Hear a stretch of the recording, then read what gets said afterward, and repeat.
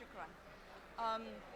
If Dr. Boyce, if you sit at the front so that you can see the slides. Great. Yes, yeah. And then we'll move on. Yeah. Thank you. Thank you for joining this session. So we're part of this. Thank you. We're part of this Beating the Heat, Accelerating Access to Sustainable Climate Solutions in Cities. I'm Elizabeth Wangeshi Shege, Energy Efficiency and Cooling Specialist at Sustainable Energy for All, Country Focal Point Kenya and the region. I also volunteer at the World Green Building Council as a board member.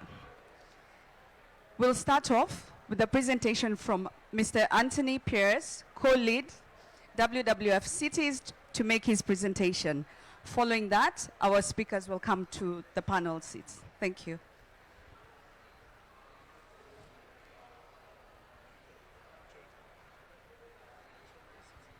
Thanks very much, Elizabeth. Hello, everybody. It's really good to be here today. And we've just had a very interesting hour or so about the importance of dealing with heat in cities.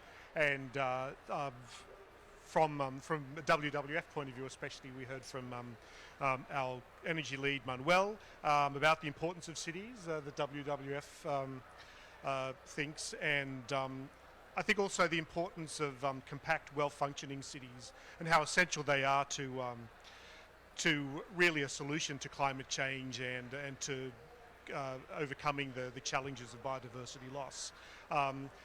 So we really need to make sure that cities are a solution and not, as I heard yesterday, a few mayors call them, they could be death traps if they're not done well.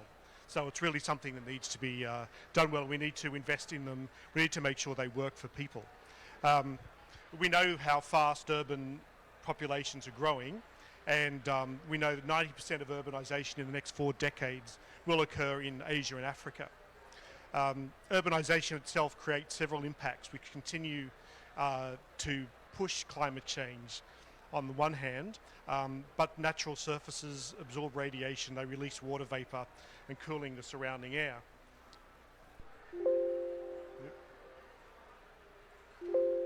Oh, there we go. Okay, yes. But when these natural areas are replaced with buildings and roads, the urban heat island effect is generated due to the absorption of radiation, which is then released as heat.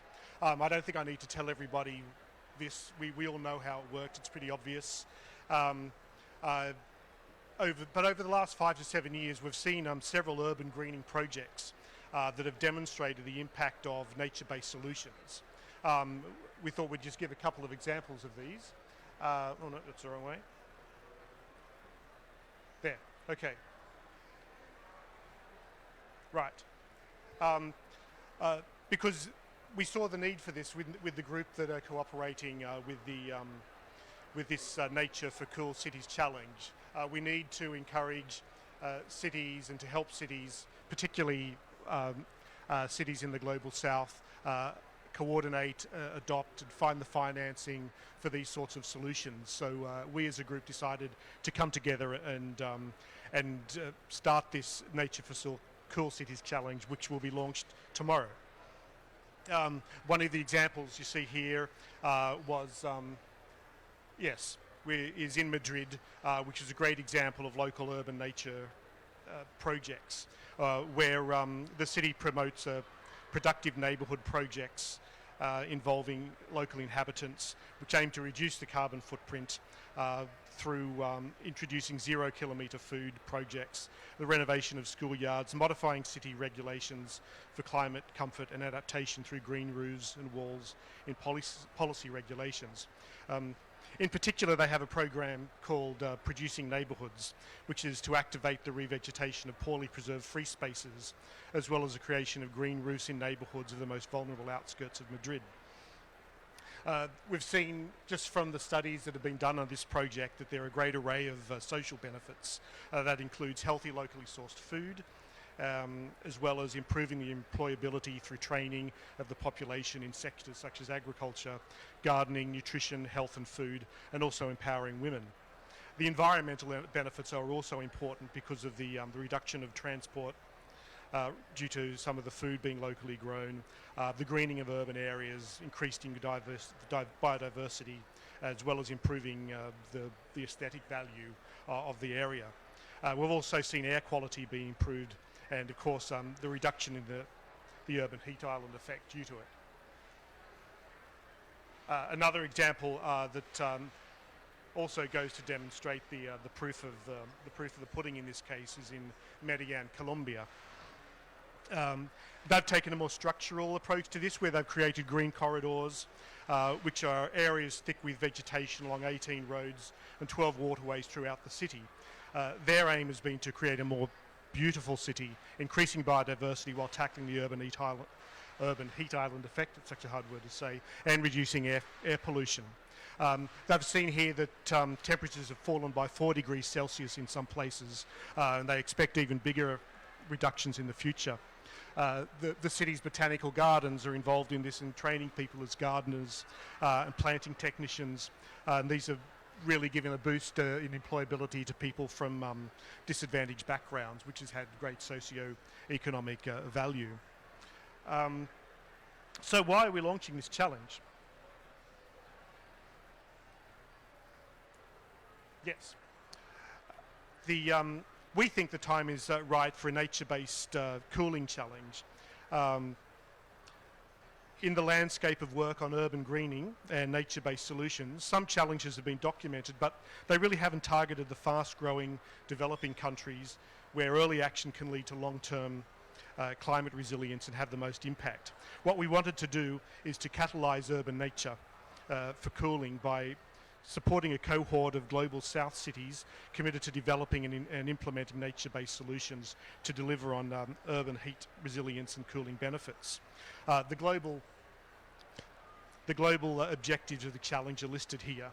The first is to demonstrate urban nature-based solutions' ability to mitigate the urban heat island effect by avoiding emissions and reducing energy demand, by driving finance to allow for replication and upscaling, and to send a demand signal to project developers and financiers. Yeah. To participate, the challenge participants, which can include municipalities, groups of municipalities or regional governments, they need to pledge to increase or enhance the proportion of high quality nature-based cooling solutions within their cities by 2030. And then to demonstrate progress on this by 2025.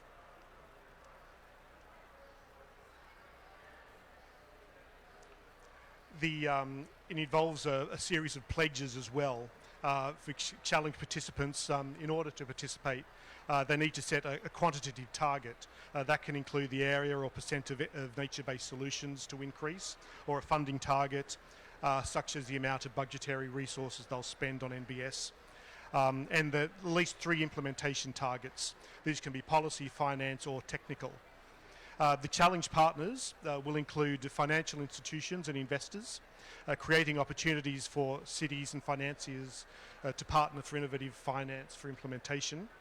And winners will also receive technical assistance for implementation and monitoring, with an emphasis on comprehensive and inclusive approaches to maximise equity and environmental benefits.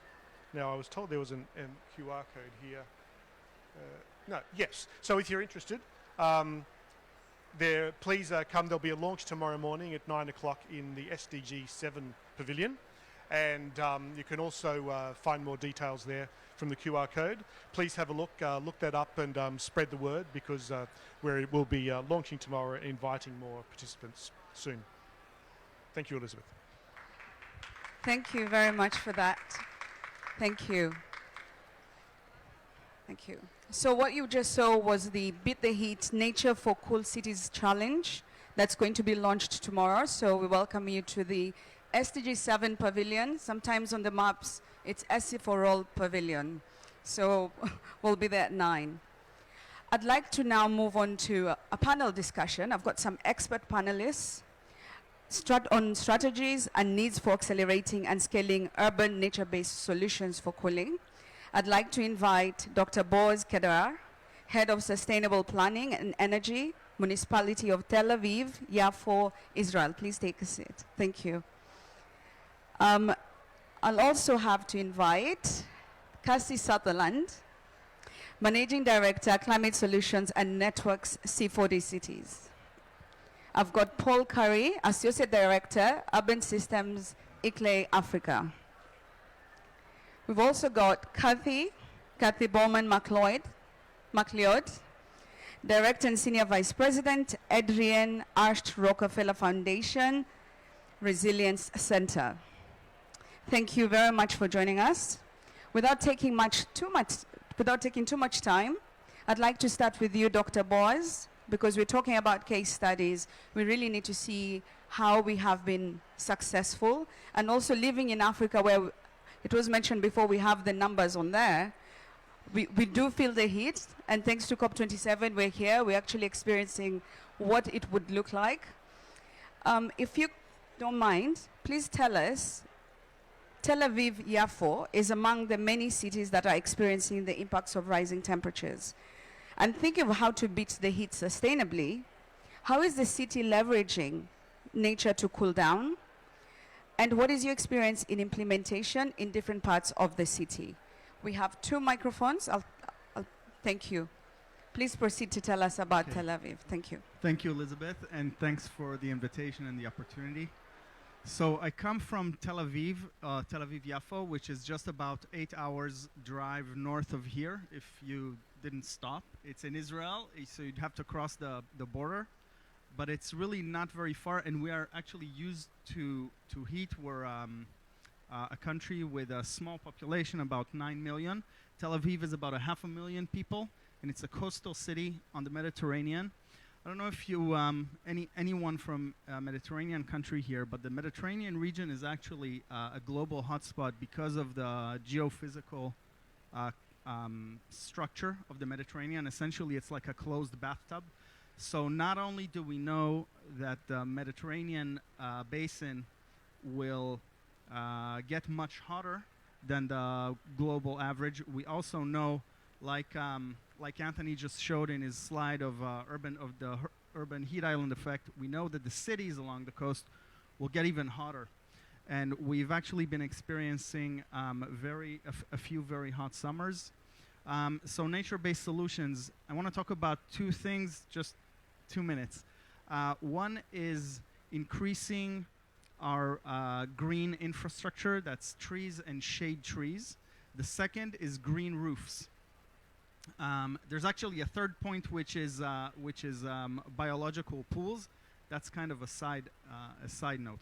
So green infrastructure, we've been the city has set itself in the deadline 2020 agreement through C40. In 2019, the mayor of Tel Aviv has agreed to increase the city's tree canopy cover by planting another 100,000 trees. We currently have just over 250,000. So from 250,000 to 350,000 in just 10 years. And we're already in our 2nd year into that commitment, and it's getting more and more difficult to find, believe it or not, to find suitable places for new plantings. We know that the underground,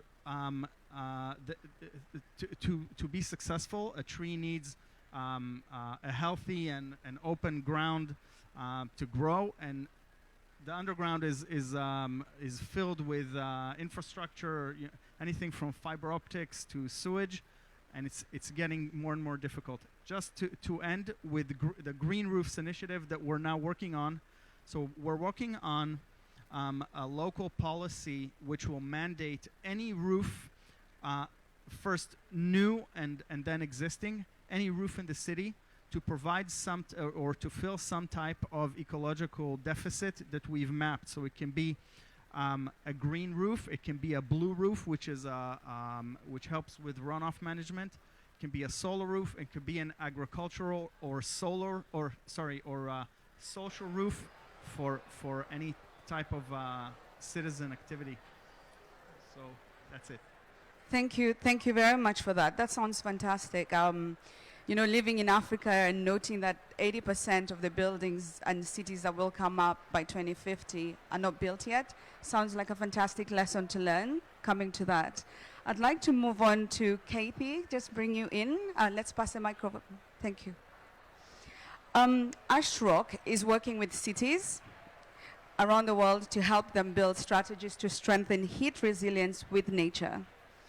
What are the success factors in tackling this challenge with nature in the cities you're working with? What is needed to scale these efforts by champion cities? Good afternoon. Thank you for having me.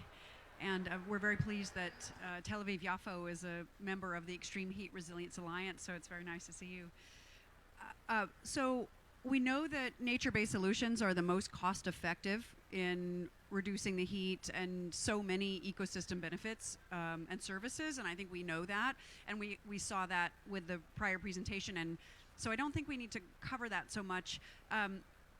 One of the biggest levers that we have is that our chief heat officers sit very close to the mayors, and so when you have the ability to influence the mayor, you have the combination of the science and the policy and the implementation teams and the analytics to assess your success, but you really can't do it without political champions. And so first success factor is that the mayor is at the top of the list of proponents for the work, the nature-based solutions work. That's the first thing. And the second thing I would say is that it's really important that you think about, while we're talking about nature-based solutions and planting more trees, is that the threat of heat on the trees we have now. And so 100% of Australia's trees are under threat from extreme heat. So which species of which trees planted where with how much water and how much calculation of operations and maintenance will we need to maintain the tree canopy we have or replace it because we can't save it? And we know that climate also helps insects proliferate. And so I would use a beetle that got into Athens that is eating the mulberry trees, and the mulberry trees are the shade trees, and the climate conditions are the perfect feast for these beetles. And so they're having a hard time beating back the beetle, and the trees are dying. And so we need to do both, plant them, but we also need to be really thoughtful about which trees where. And so in our partnership with the city of Athens and the prefecture of Attica, we have partnered with a group called Alchemia Nova, and we are creating a guidebook of which species where and how much water and how much shade you can expect, and then what is the necessary irrigation for the evapotranspiration that has to take place for the cooling, because you need shading and cooling. And then which financial models match those species, and then where's the supply chain for those species. And so getting really granular into the finance and risk side of the trees. And then there's so much more, but just for an opener, I'll say those are the two key factors of knowing what you're doing, but also having political champions and support at the top of your jurisdiction. Thank you very much. That's very, very encouraging. And I think it's something that can be picked up as a low-hanging fruit around the regions as well. So I'd like to move to Cassie. C40 cities are turning to nature as a means to achieve their climate objectives, including through the Urban Nature Accelerator. Can you tell us about the ongoing efforts and how the challenge can support your efforts? Thank you. Yes, thanks very much, Elizabeth, and thanks for having me today.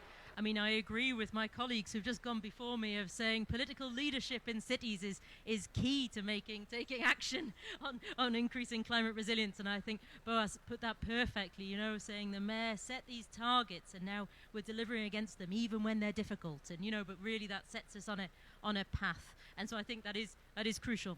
Something that we've done at C40 is we have this, leads me on nicely, see, nice segue, have this Urban Nature Accelerator, which is a leadership standard for our cities, and it really is a group of cities signing up to the highest level of ambition in a particular sector. So in the case of urban nature, we have 38 of our 97 C40 cities committed to, by 2030, having either between 30 to 40% of their area either green or permeable space. So recognizing urban nature is important, but also sometimes the permeability is going to be the most important thing in terms of managing surface water. or the cities can commit to 70% of residents having access to green or blue space within 15 minutes of their home by 2030. And I think something that I'm sure my panelists agree with, but we haven't mentioned so much yet, is really that social aspect and the importance for people's health and well-being to have access to green space within their cities, and cities particularly as the ones are set to grow, just as you mentioned, Elizabeth. So our aim with this accelerator was really to design it to have flexibility and be able to be applicable to all different typologies of cities, but have some kind of common leadership and get the mayors excited about that, as well as sometimes have them commit to stuff that's pretty difficult. And maybe I can just give a couple of examples of cities just to add to the ones we've heard. So I think a great example to give is the work that's happening in Dhaka North in Bangladesh at the moment. Incredibly low-lying city and high risk of flooding. And in Dhaka North are also experiencing huge amounts of climate migration. Around 2,000 extra people every day coming to the city due to migrating from climate impacts in the rest of the country. And so the Mayor of Dhaka North has put in place an initiative to increase urban green spaces by 70% by the end of actually this year. It's a huge increase. It will lead to around 20% of the population having access to green spaces within 15 minutes. But it's not only about that green space, it's also access to facilities, playgrounds, public toilets, really giving that infrastructure that comes with it. So I've had my 2-minute warning, but I've only used one of them. So my second minute, I'm going to use to just give an example of Freetown. Freetown has this brilliant initiative called Freetown the Tree Town, which is a super cool name to start with, but also it's super cool because the mayor of Freetown was suffering from huge amounts of landslides due to kind of deforestation and development in the city. And so set about planting 1 million trees in the coming years, and not only kind of planting them and using this to also create jobs and develop skills in the city, but also digitally tracking them. So there'd be some way of actually monitoring where they are. And I think learning from the examples that Boaz gave before of sometimes it's really hard to know where to put these trees and, you know, where do we put them? So I think that really shows that kind of learning as we're getting a bit better at this stuff and more experienced. Thanks.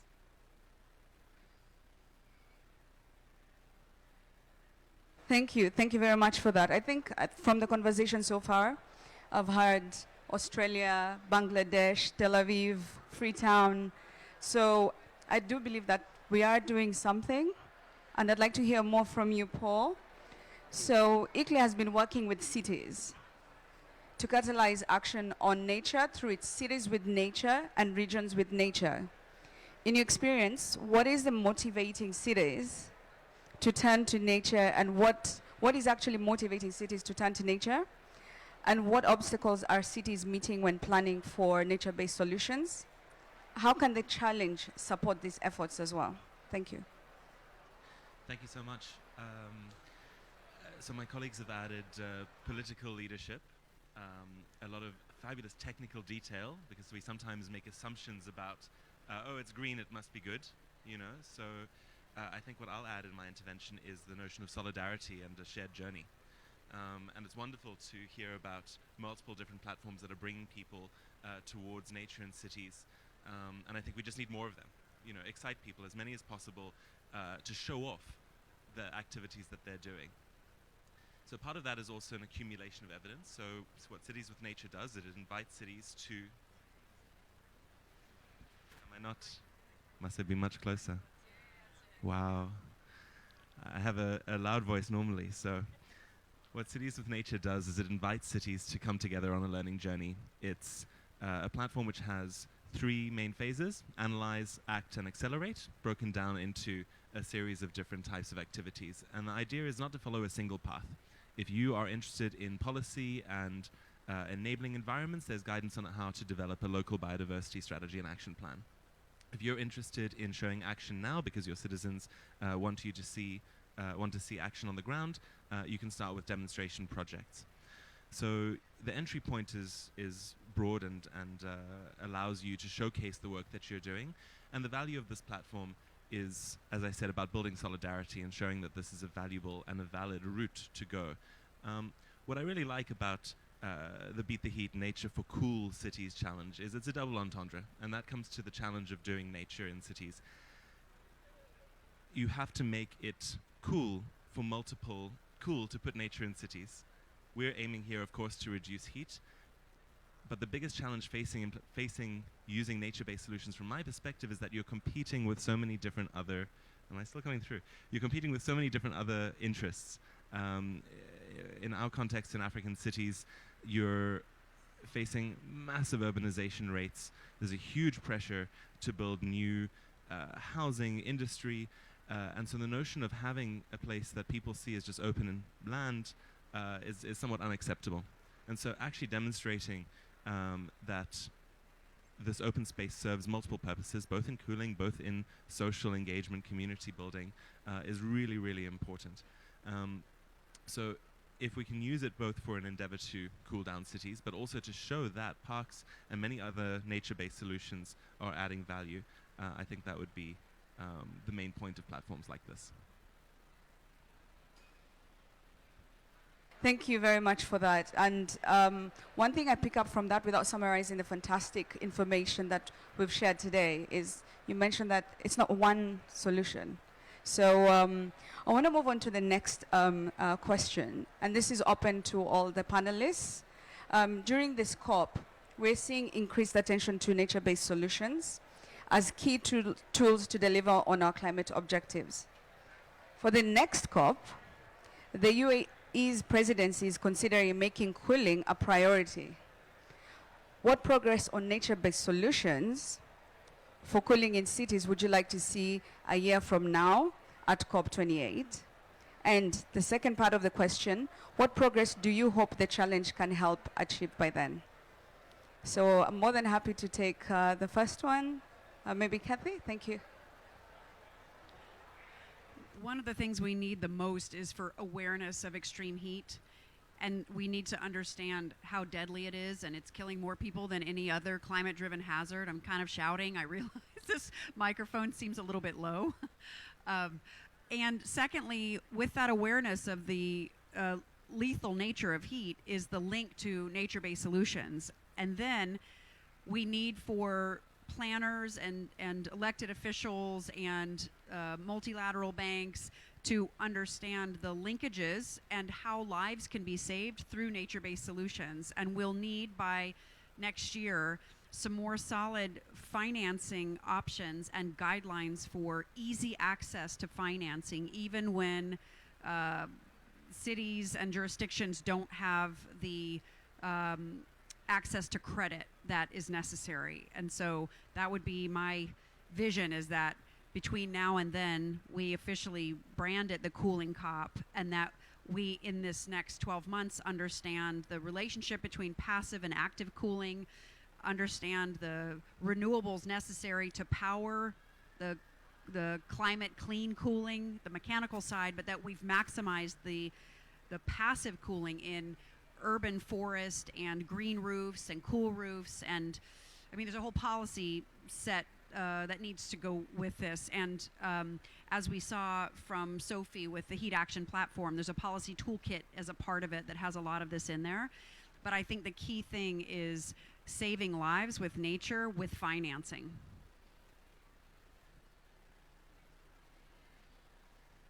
Thank you for that. Kathy, thank you. You've given me a great segue. I think that in continuation to what we just heard, I think in Tel Aviv, in any case, I'm going to go out on a limb and say we don't have a financing problem, we don't have an awareness problem, but we have something we lack in all cities across the globe, and that's cooperation. We've realized in Tel Aviv, I can only speak from my own experience, that the city mechanism being so large, we have, if you look at a single tree in the street, an existing street tree that provides shade and is healthy and everything, we have we've mapped about 7 different stakeholders just within the city that that interact with it. So there's one department that does maintenance in terms of I don't know what you call how you say it in English, that you pruning. Thank you. There's another that waters waters the tree and fertilize it and whatever. There's a third department that will cut it down if there is a permit for development or anything. So I can go on and on. I'm not even talking about I'm only talking about the city mechanism, not even about the civil stakeholders.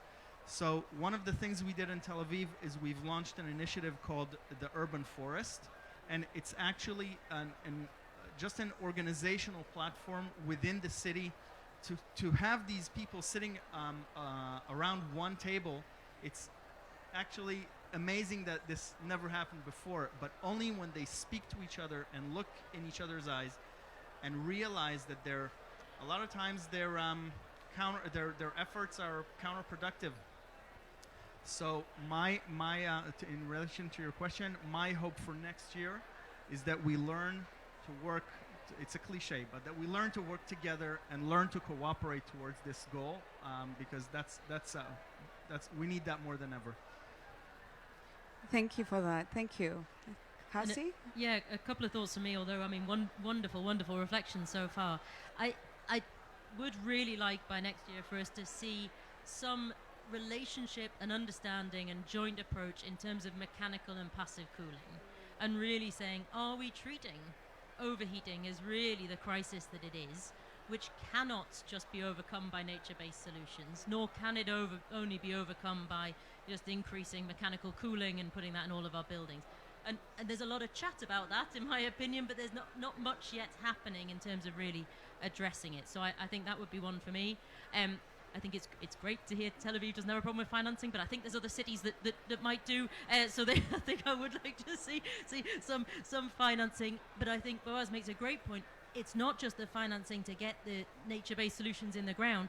It's the maintenance. It's the upkeep. How do we actually treat them as assets in the city, and assets that are working hard for the city, as well as kind of doing that first job when they go in the ground. Thank you. Over to you, Paul, please. Thanks so much. I love that. My next blog is going to be how many city departments does it take to maintain a tree? And the same point is true for food systems. How many to fix lighting in a market, to build a house? So I love the point that you've made about mapping the different responsibilities.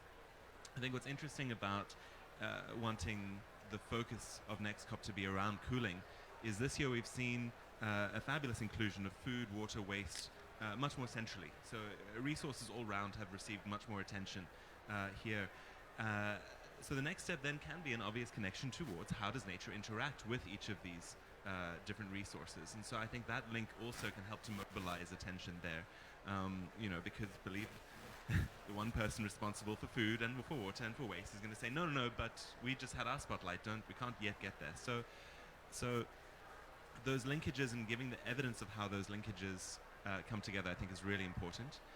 A project undertaken in Dar es Salaam was the idea of a thematic atlas, which is one of my favorite pieces of work. It was a participatory process of bringing a community together to map different natural assets around the city, and then to connect it with sensor data showing a lot of different phenomena and temperature, pollution, heat, temperature is heat, in the city, and to draw those linkages. And so one of my favorite maps is showing where your nature is in cities and where your higher temperatures are.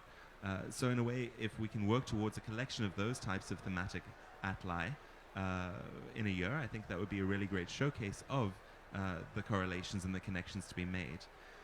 One mustn't forget that in 2 weeks, the COP15 for biodiversity will be taking place. That is another place in which we need to draw the linkages and invite that community in.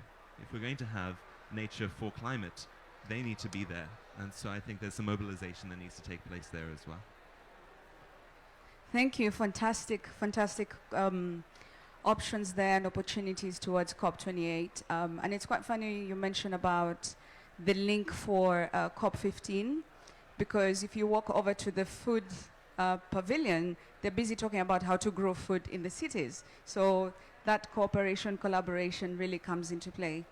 I'd like to open up to the audience and get some questions or comments as well, because this is a very interesting topic, and I like that you mentioned the cooling COP.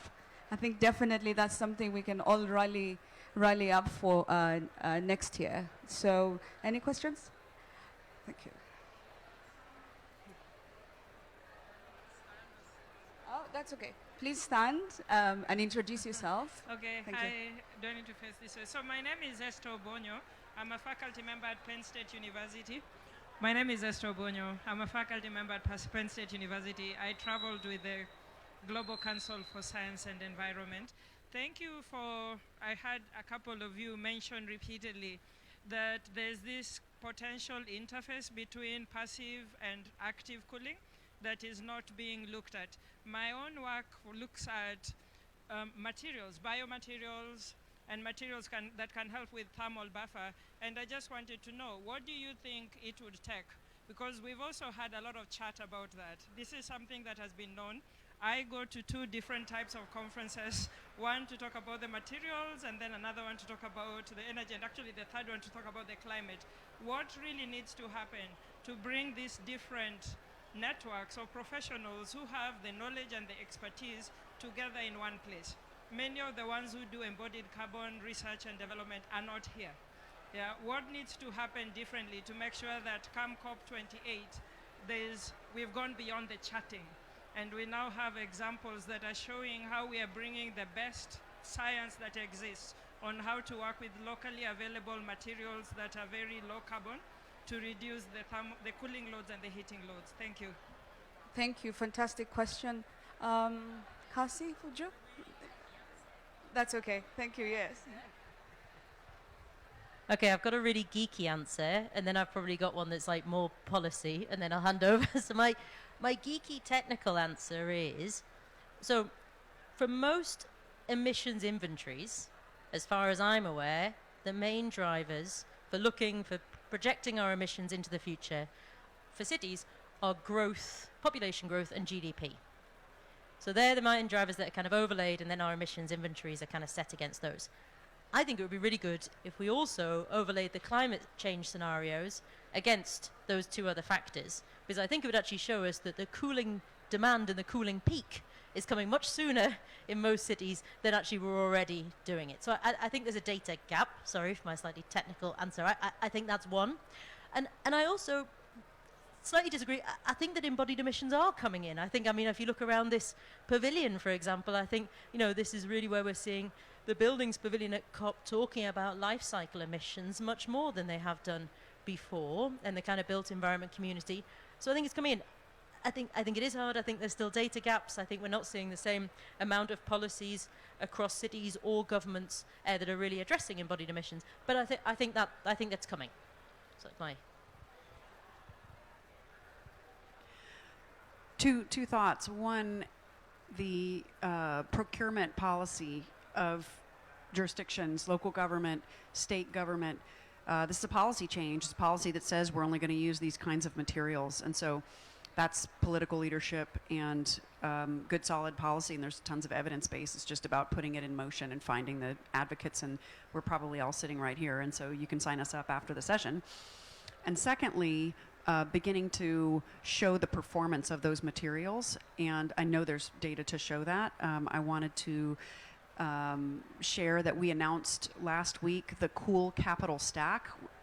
We are in partnership with the Clean Cooling Collaborative and Climate Works and the Rockefeller Foundation and others to bring together a pipeline of projects that cool and protect people and communities. And so this is the interface of clean and passive cooling. These are technologies that cool. These are nature-based solutions. We have 7 cities and their projects. We have some other technologies that are letting people know at the playground level or the worksite level what the danger of the workers' health from heat and those conditions are. So we're just getting started. It's $750 million worth of projects, and so we're ready to have conversations with people who are interested with good projects or investors, and so want to put that on the table because that's another place where your materials and the interface of the passive and active come into play. Thank you.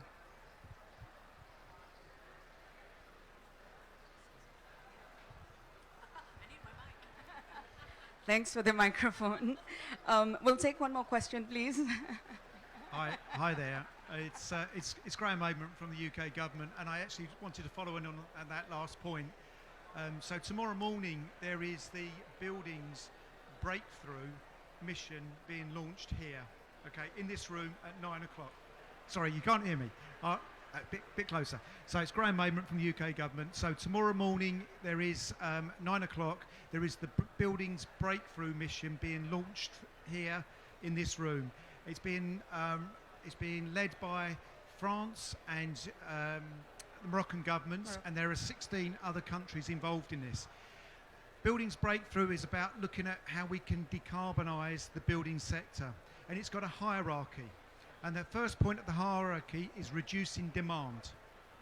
Okay, so that's the bottom part of the hierarchy. So passive cooling is key. I would encourage you to come along tomorrow. Okay, fly the flag for cooling and fly the flag for nature-based solutions in reducing demand.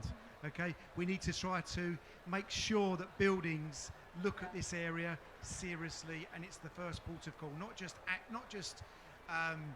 synthetic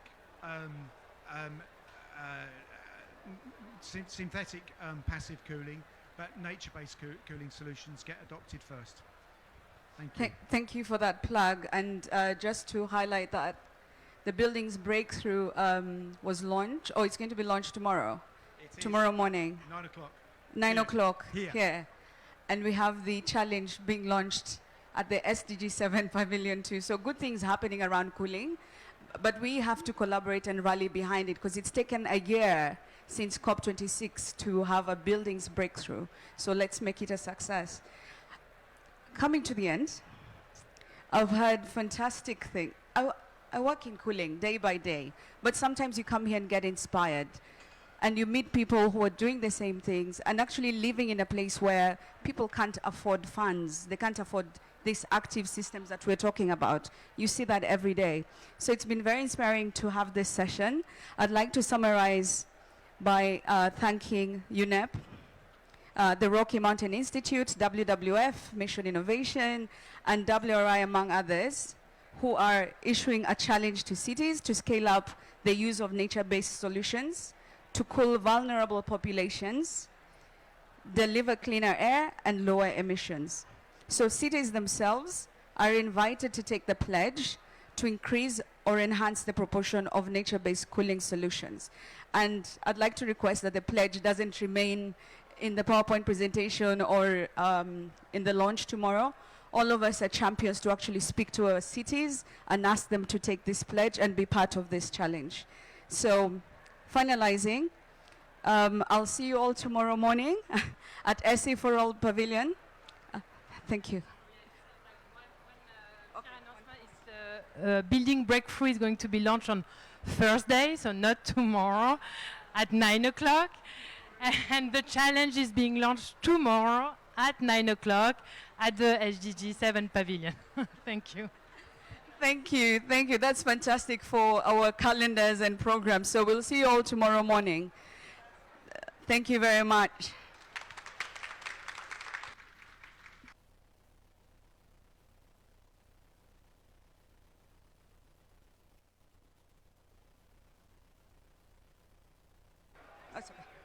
We'll now have a break for 5 minutes.